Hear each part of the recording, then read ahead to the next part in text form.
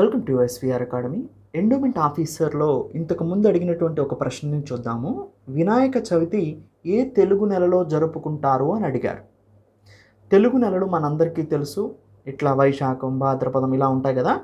మనం వినాయక చవితిని భాద్రపద మాసంలో జరుపుకుంటాం.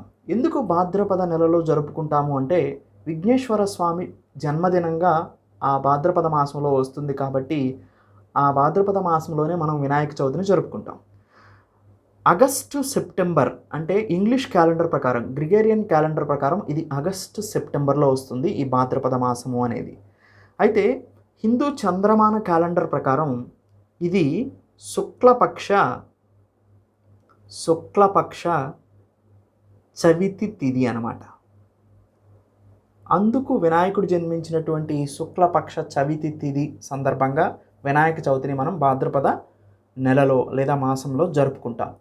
గణేష పురాణం మరియు ముద్గల పురాణం ఈ రెండింటి శాస్త్రాల ఆధారంగా కూడా వినాయకుడు ఈరోజు అవతరించినట్టుగా చెప్తారు. ఇది భాద్రపద మాసంలో వస్తుంది.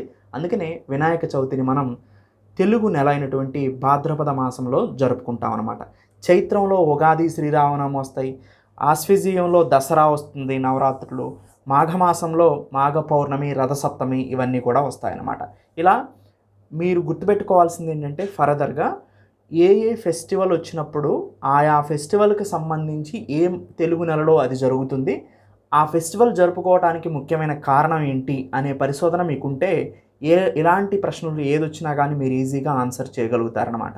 ఎనీవే అండి, ఎస్విఆర్ అకాడమీలో ఇండిపెండెన్స్ డే స్పెషల్ ఆఫర్ పరంగా endowment officer paper 1 and paper 2 prelims and mains exam అయిపోయే వరకు వ్యాలిడిటీతో మీకు ప్రజెంట్ 3500కి ప్రొవైడ్ చేస్తున్నారు.